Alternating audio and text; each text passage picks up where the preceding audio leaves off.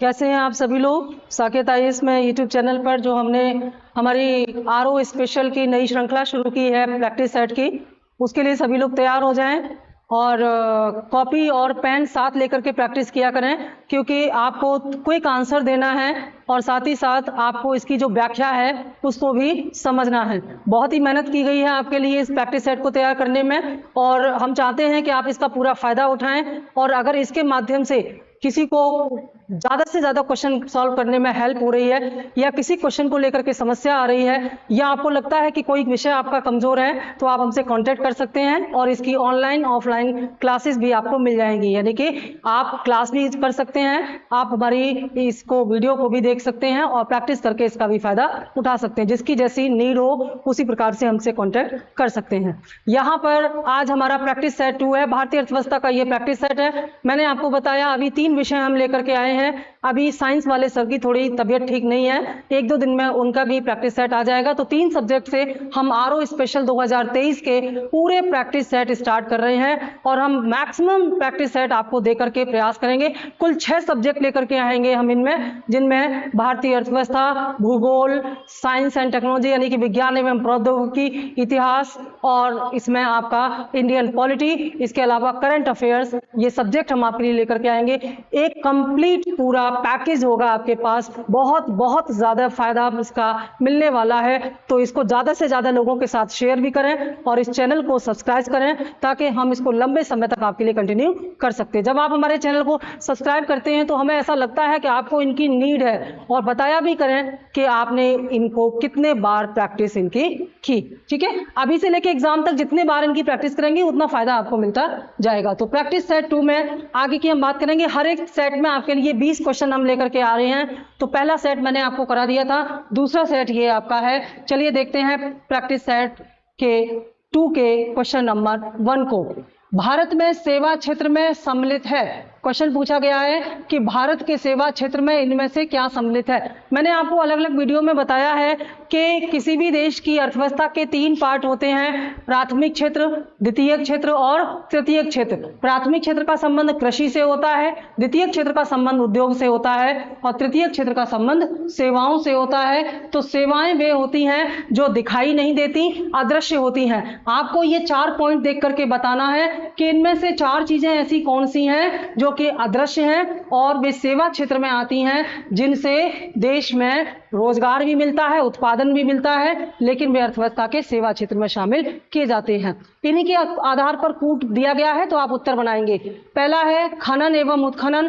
खनन उत्खनन क्या होता है? जिसमें हम बहुत सारे जो हमारे खनन और खनिज संसाधन हैं उनको निकालने के लिए मशीनों का इस्तेमाल करके उन पर माइनिंग करते हैं और जमीन के अंदर से बहुत सारी खनिज संपदा, जैसे लोहे का खनन करते हैं, कोयले का खनन करते हैं, सोने का, हीरे का, तो इसे खनन कहते हैं। अब खनन आप करते हैं तो जिन चीजों का आप खनन करते हैं वे दिखाई देती हैं। जैसे सोने का खनन करते हैं तो जमीन से निकालते हैं तो वो दिखाई देते हैं, तो ये तो सेवा क्षेत्र में होगा नहीं। ठीक है, परिवहन और संचार।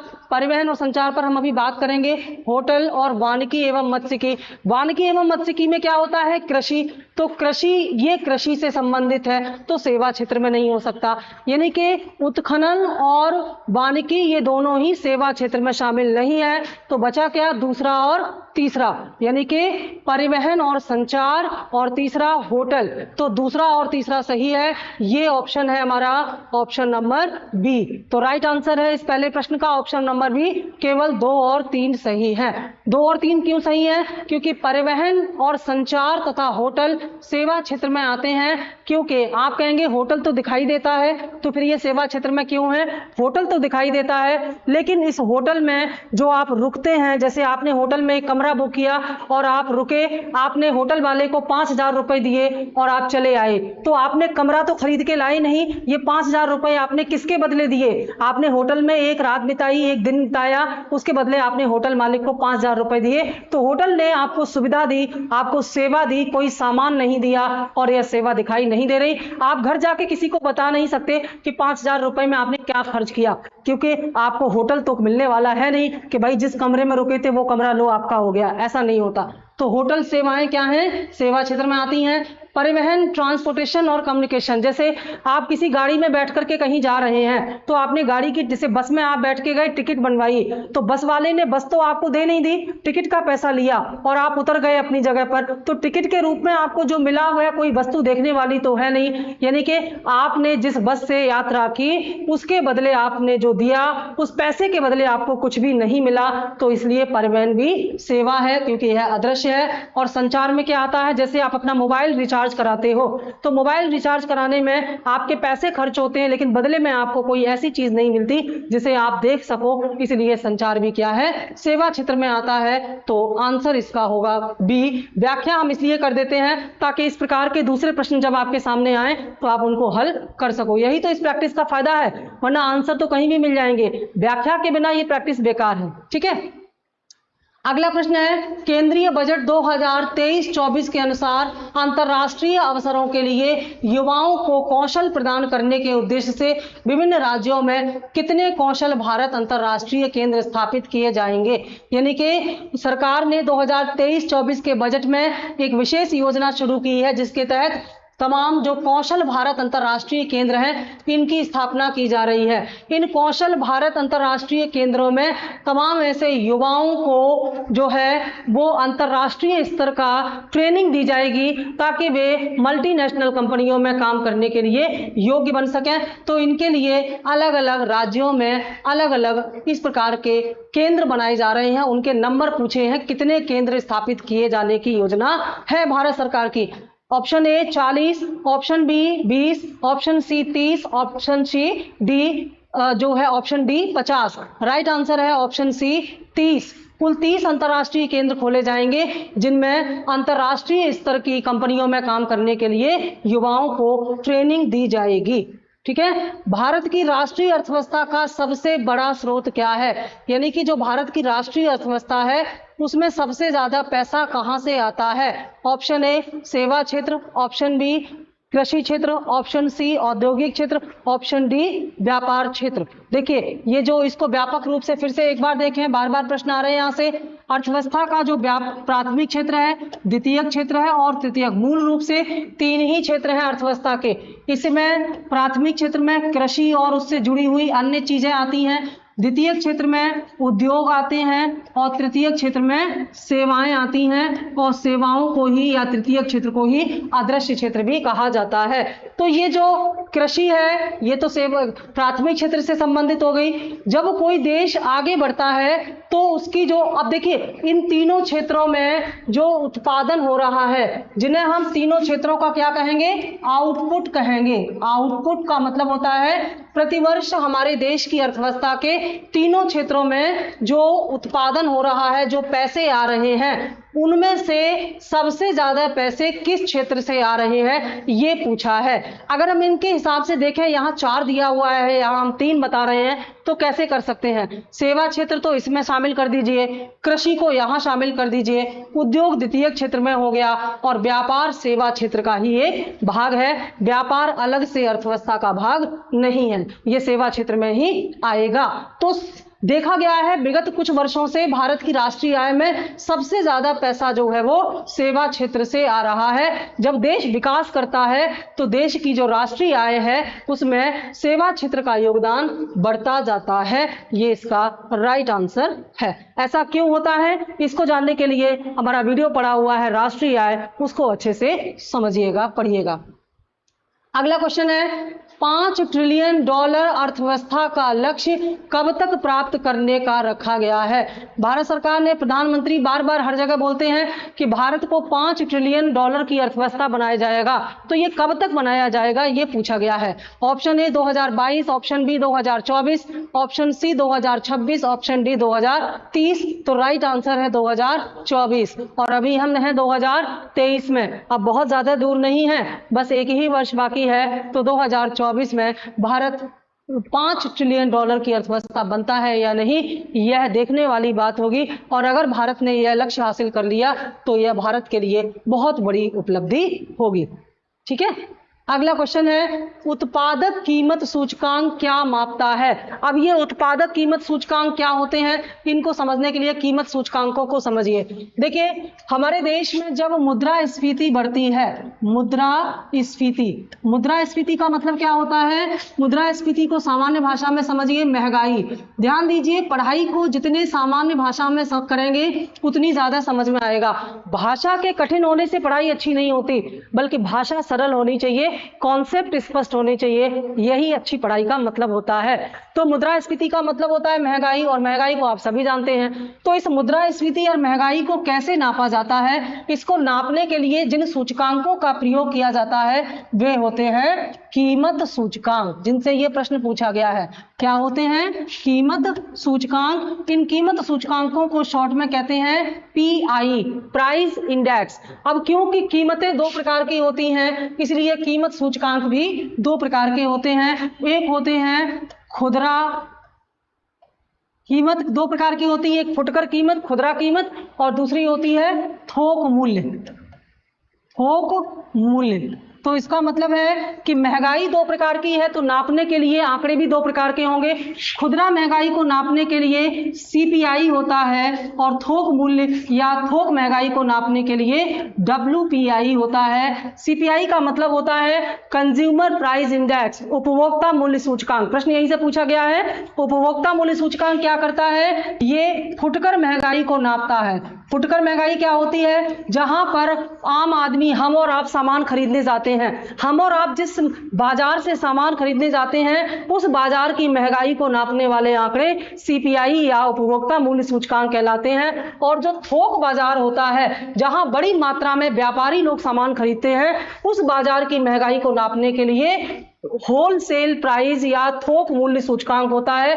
ये होलसेल प्राइस जो है ये थोक बाजार की महंगाई को नापते हैं, थोक बाजार की महंगाई को नापते हैं, और ये खुदरा बाजार की महंगाई को नापते हैं। खुदरा बाजार को ही उपभोक्ता बाजार या कंज्यूमर प्राइस भी कहते हैं। तो हमारा जो प्रश्न था उस पर वापस हम आते हैं। प्रश्न था हमारा कि उत्पादक कीमत सूचकांक क्या नापता है। उत्पादक कीमत सूचकांक यानी कि सीपीआई, कंज्यूमर प्राइस इंडेक्स, क्या नापता है। अब ये व्याख्या सुनने के बाद ये प्रश्न का उत्तर आपके लिए देना आसान हो जाएगा। ऑप्शन ए, उत्पादित वस्तुओं और सेवाओं की कीमत के औसत परिवर्तन को नापता है। और ऑप्शन बी, उत्पादित वस्तुओं एवं सेवाओं की कीमत के मामूली परिवर्तन को नापता है। ऑप्शन सी, उत्पादित वस्तुओं एवं सेवाओं की कीमतों के कुल परिवर्तन को नापता है। ऑप्शन डी, इनमें से कोई नहीं। तो इन ऑप्शन के अनुरूप हमारा जो सही उत्तर होगा वो ए होगा, उत्पादित वस्तुओं और सेवाओं की कीमत के औसत परिवर्तन को नापता है सीपीआई, यानी कि इसमें ना तो खुदरा बाजार पूछा है, ना ही उपभोक्ता बाजार, फुटकर बाजार पूछा है। तो सीधे सीधे सीपीआई किसको नापता है, देश में जो भी वस्तुएं और सेवाओं की का उत्पादन हो रहा है उनकी कीमतों में जो औसत परिवर्तन हो रहा है उनको नापता है ये कीमत सूचकांक। अगला प्रश्न, प्रश्न नंबर 6, 1949 में भारत सरकार द्वारा नियुक्त भारतीय राष्ट्रीय आय समिति का अध्यक्ष इनमें से कौन था। देखिए जब भारत आजाद हुआ 1947 में, तो आजादी के बाद भारत की राष्ट्रीय आय की गणना करने की योजना बनाई गई, और राष्ट्रीय आय की गणना कैसे की जाए इस पर विचार करने के लिए, सुझाव देने के लिए एक कमेटी बनाई गई, और उस कमेटी का अध्यक्ष कौन था ये पूछा गया है। Option A, CR Rao, option B, PC Mahalanobis, option C, BKVRV Rao, और ऑप्शन डी, KM राव। तो इसमें राइट आंसर होगा option B, PC Mahalanobis. PC, आप लोग इसकी प्रैक्टिस करते समय जो लोग पढ़ चुके हैं पहले से, वो फटाफट उत्तर दिया करें, इंतजार न किया करें कि हम बताएंगे। आप इसको एकदम क्विक प्रैक्टिस करने की आदत डालें और तुरंत आंसर लेकर के इसका मुझे कमेंट बॉक्स में बताएं कि आपने इन 20 में से कितने प्रश्नों के उत्तर सही दिए। इससे आप अपने आप को सेल्फ टेस्ट कर पाएंगे और आप समझ पाएंगे कि कहां पर आपको समस्या है, उस पर ज्यादा काम करने की जरूरत है। सिलेक्शन लेना है तो पहले दिन से ही काम करना शुरू कर दीजिए, क्योंकि कॉम्पिटिशन बहुत टफ है, बहुत सारे लोग लाइन में लगे हुए हैं। आपको मौका मिला है तो इसका फायदा जरूर उठाएं। तो राइट आंसर है PC Mahalanobis, B. Next question, question number 7, किसी देश में जीवन स्तर प्रतिबिंबित होता है, यानी कि किसी देश का जीवन स्तर, लाइफ स्टैंडर्ड कैसा है, लोग कैसे रहते हैं, यह किससे पता चलता है, पूछा है। ऑप्शन ए गरीबी के अनुपात से, ऑप्शन बी प्रति व्यक्ति आय से, ऑप्शन सी राष्ट्रीय आय से, और ऑप्शन डी बेरोजगारी की दर से। सामान्यतः आप फटाफट कहेंगे गरीबी से पता चलता है, लेकिन नहीं, इस प्रश्न का सही उत्तर है बी प्रति व्यक्ति आय। प्रति व्यक्ति आय क्या होती है? देश की जो राष्ट्रीय आय होती है, अगर उसे सभी व्यक्तियों में बराबर बांट दिया जाए तो देश की प्रति व्यक्ति आय पता चल जाती है। अगर किसी देश की प्रति व्यक्ति आय बढ़ रही है तो इसका मतलब है कि उस देश के लोगों का जीवन स्तर बढ़ेगा, मतलब प्रत्येक व्यक्ति की आय बढ़ेगी तभी तो देश का जीवन स्तर ऊंचा होगा। तो ये जाहिर सी बात है, राइट आंसर इसका बी होगा। अगला प्रश्न, किसी देश की आर्थिक वृद्धि की सर्वाधिक उपयुक्त माप क्या होती है? देखिए ये प्रश्न बहुत पूछे जाते हैं, भाषा बदल दी है, लगभग प्रश्न वही है। किसी देश की आर्थिक वृद्धि की सर्वाधिक उपयुक्त, अब ये सर्वाधिक उपयुक्त क्या हुई? जैसे सामान्यतः किसी देश की आर्थिक वृद्धि को नापने के लिए हम जीडीपी का इस्तेमाल करते हैं। ऑप्शन में जीडीपी है भी, आप देखते हैं भारत की जीडीपी 7%, 8%, चाइना की जीडीपी से हम तुलना करते हैं, तो जीडीपी से आर्थिक वृद्धि नापी जाती है। लेकिन सर्वाधिक उपयुक्त माप क्या है? तो ऑप्शन ए जीडीपी, सकल घरेलू उत्पाद, gross domestic product, option B शुद्ध घरेलू उत्पाद। शुद्ध घरेलू उत्पाद को हम क्या कहेंगे? अगर हम इसको शॉर्ट में लिखें तो सकल घरेलू उत्पाद को हम क्या कह सकते हैं? ये जीडीपी है। शुद्ध घरेलू उत्पाद को हम क्या कह सकते हैं? ये एनडीपी है। एनडीपी मतलब net domestic product, gross domestic product और नेट डोमेस्टिक प्रोडक्ट। अगला होगा शुद्ध राष्ट्रीय उत्पाद, यानी कि नेट नेशनल प्रोडक्ट, यानी कि एनएनपी। और चौथा होगा प्रति व्यक्ति उत्पाद, यानी कि पर कैपिटा इनकम, या इसको हम कह सकते हैं पर कैपिटा। इसको उत्पाद मत लिखिए, नहीं तो आप कंफ्यूज हो जाएंगे, जिस नाम से इसको जाना जाता है वही लिखिए, पीसीआई। ये 4 ऑप्शन के साथ आपसे पूछा गया है कि इनमें से सही नाप किससे होती है किसी देश की आर्थिक वृद्धि की? तो राइट आंसर होगा ऑप्शन डी, प्रति व्यक्ति उत्पाद या पीसीआई। देखिए अगर ये प्रश्न इस प्रकार से पूछा जाता कि किसी देश की आर्थिक वृद्धि किसके द्वारा की जाती है, तब इसका उत्तर जीडीपी हो जाता, कि किसी देश की आर्थिक वृद्धि को कैसे नापा जाता है, तो जीडीपी हो जाता। पर पूछा है सर्वाधिक उपयुक्त माप कौन सी है, तो इसका सही आंसर हो जाएगा पीसीआई या पर कैपिटा इनकम। अगला प्रश्न, निम्न में से किस क्षेत्र से भारत में सकल राष्ट्रीय उत्पाद या जीडीपी का सबसे बड़ा भाग प्राप्त होता है? इस प्रश्न को थोड़ा सा विस्तार से हम समझाएंगे आपको। जैसे अभी अभी मैंने आपको बताया कि देश की अर्थव्यवस्था के जो 3 भाग होते हैं, कृषि को हम प्राथमिक क्षेत्र कहते हैं, उद्योग इसे हम द्वितीयक क्षेत्र कहते हैं, और सेवा इसे हम तृतीयक क्षेत्र कहते हैं।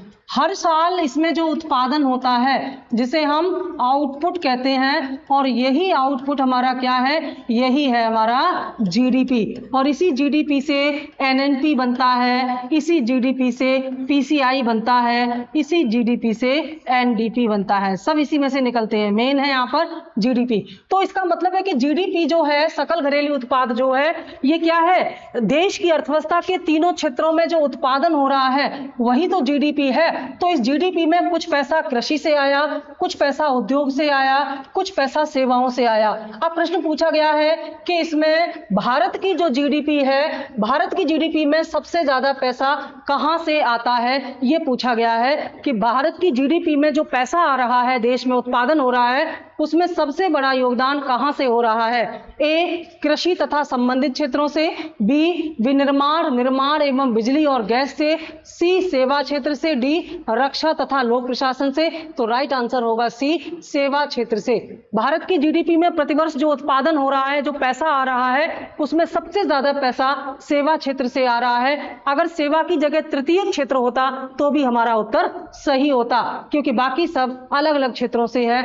जैसे जैसे देश तरक्की करता है, देखिए जब हमारा देश आजाद हुआ था उसके कुछ वर्षों तक भारत की जीडीपी में सबसे ज्यादा पैसा आता था कृषि क्षेत्र से या प्राथमिक क्षेत्र से, लेकिन अब धीरे धीरे ये बढ़कर के सेवाओं तक पहुंच गया है। आगे हम इस पर चर्चा करेंगे। अगला प्रश्न हमारा प्रश्न नंबर 10, एनएसओ ध्यान देना, एक एनएसएसओ है, एक एनएसओ है, ठीक है। तो यहां पर एनएसओ लिखा हुआ है। एनएसओ का पूरा नाम क्या है? नेशनल स्टैटिकल ऑफिस या ऑर्गेनाइजेशन, ठीक है, नेशनल स्टैटिक्स ऑफिस। ठीक है, राष्ट्रीय सांख्यिकीय कार्यालय, इस नाम को याद रख लीजिए, बहुत प्रश्न आएंगे। राष्ट्रीय सांख्यिकीय कार्यालय या एनएसओ की स्थापना से पहले भारत में राष्ट्रीय आय का संकलन कौन करता था? बहुत बढ़िया प्रश्न है। जब एनएसओ की स्थापना नहीं हुई थी उससे पहले भारत में राष्ट्रीय आय का संकलन कौन करता था? Option A NSSO. एनएसएसओ क्या है? National sample survey organisation. ये क्या था? ये राष्ट्रीय नमूना सर्वेक्षण संगठन था, जो अब एक दूसरी संस्था में इसी में मिला दिया गया है। सीएसओ और एनएसओ को मिलाकर, सीएसओ और एनएसएसओ को मिलाकर के ही एनएसओ बनाया गया है। तो प्रश्न के हिसाब से जो आंसर होगा वो क्या होगा? पूछा गया है कि जब तक एनएसओ नहीं बना था तब तक भारत की राष्ट्रीय आय की गणना कौन करता था? तो पहला है एनएसएसओ, दूसरा है सीएसओ। सीएसओ मतलब सेंट्रल स्टैटिकल ऑर्गेनाइजेशन, केंद्रीय सांख्यिकी संगठन।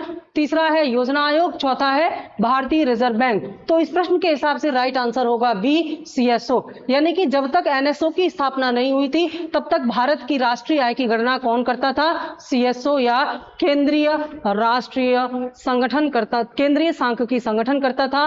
तो ये प्रश्न बहुत ही महत्वपूर्ण है, ये पूछा जाएगा, उम्मीद है ये ज्यादा पूछा जाएगा। अगला प्रश्न, भारत में स्थिर मूल्यों पर सकल राष्ट्रीय उत्पाद के प्राकलन के लिए वर्तमान में आधार वर्ष क्या है? देखिए, वर्तमान में जो उत्पादन हुआ है, जीडीपी में जो उत्पादन हुआ है, उस पर महंगाई का प्रभाव कम से कम हो और किसी निश्चित वर्ष की कीमतों से तुलना करके बताया जा सके कि वास्तव में उत्पादन कैसे, कितना हुआ है, इसके लिए एक आधार वर्ष का प्रयोग किया जाता है। तो उस आधार वर्ष में कौन से आधार वर्ष का प्रयोग वर्तमान में किया जा रहा है, ये आपसे पूछा गया। Option A 2011-12, option B 2000-2001, C 2002-03, D 2006-07। Right answer है 2011-12। वर्तमान में भारत की राष्ट्रीय आय की गणना करने के लिए 2011-12 के आधार वर्ष का इस्तेमाल किया जा रहा है। अगला क्वेश्चन, वर्तमान में भारत की राष्ट्रीय आय का संकलन कौन करता है? भारत की राष्ट्रीय आय का संकलन वर्तमान में करता है, यानी कि जो एनएसएसओ और सीएसओ को मिलाने के बाद जो नया संगठन बना है उसके बारे में यहाँ से प्रश्न पूछा गया है। ए योजना आयोग, बी एनएसओ, सी राष्ट्रीय आय समिति, डी भारतीय रिजर्व बैंक। तो राइट आंसर होगा बी एनएसओ। एनएसओ क्या है? एनएसएसओ और सीएसओ को मिलाकर के एनएसओ बनाया गया है। तो ये एनएसओ यानी कि राष्ट्रीय सांख्यिकीय ऑफिस जो है, ये वर्तमान में भारत की राष्ट्रीय आय या जीडीपी की गणना करता है। अगला प्रश्न, भारत की राष्ट्रीय आय का प्रथम मापन किसने किया था?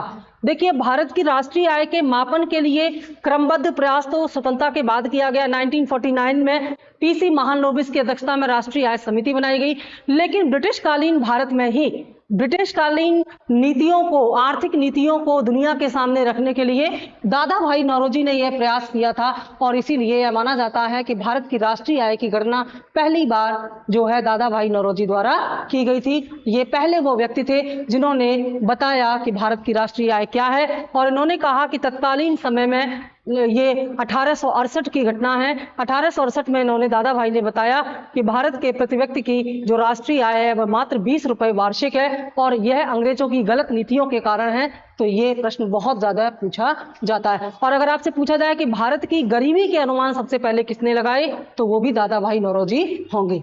ठीक है, अगला प्रश्न, जैसे जैसे अर्थव्यवस्था का विकास होता है जीडीपी में तृतीयक क्षेत्र का योगदान, ऑप्शन ए घटता है, ऑप्शन बी घटता है फिर बढ़ता है, ऑप्शन सी बढ़ता है, ऑप्शन डी स्थिर रहता है। मैंने अभी आपको बताया था कि अर्थव्यवस्था में तीनों क्षेत्रों का योगदान होता है। अर्थव्यवस्था में जो जीडीपी आती है उसमें प्राथमिक, द्वितीयक और तृतीयक क्षेत्र से पैसा आता है, जिसको मिलाकर के जीडीपी कहते हैं। तो इसमें पूछा है कि जब अर्थव्यवस्था विकसित होती जाती है तो तृतीयक क्षेत्र के योगदान पर क्या प्रभाव पड़ता है। मैंने अभी बताया कि जब अर्थव्यवस्था विकसित होगी तो प्राथमिक क्षेत्र का योगदान कम हो जाएगा, द्वितीयक क्षेत्र का योगदान कम हो जाएगा और तृतीयक क्षेत्र का योगदान बढ़ जाएगा। तो राइट आंसर होगा सी, यह बढ़ता है। आज भारत की राष्ट्रीय आय में भी इसका योगदान अधिक है। अगला प्रश्न है, हिंदू समृद्धि दर का संबंध किस समृद्धि दर से है? यानी कि जो हिंदू समृद्धि दर है, यह शब्द किसके लिए इस्तेमाल किया जाता है?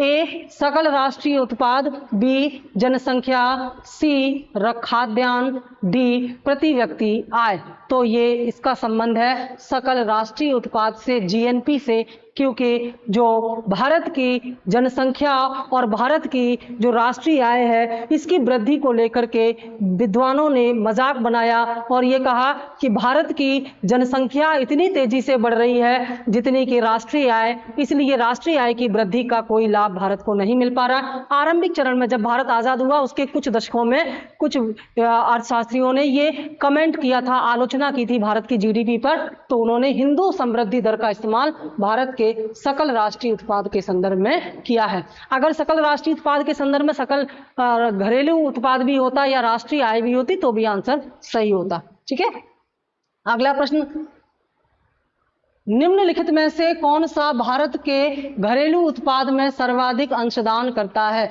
यानी कि इनमें से कौन सा एक ऐसा पार्ट है जो भारत के घरेलू उत्पाद में सबसे ज्यादा पैसे देता है? वही प्रश्न जो अभी हम पढ़ चुके हैं उसी को अलग अलग भाषा में पूछा गया है। कहां से सबसे ज्यादा पैसा आता है देश के अंदर? ए कृषि एवं संबद्ध क्रियाएं, बी विनिर्माण उद्योग, सी विद्युत गैस और जलापूर्ति, डी सेवाएं। तो हम जान चुके हैं अब कि सेवाओं से भारत में सबसे ज्यादा पैसा आता है जीडीपी में, ये बात को हम ध्यान में रखेंगे। भारत में हिंदू समृद्धि दर का विचार किसने दिया? अभी हम हिंदू समृद्धि दर का संबंध पढ़ चुके हैं, किससे है?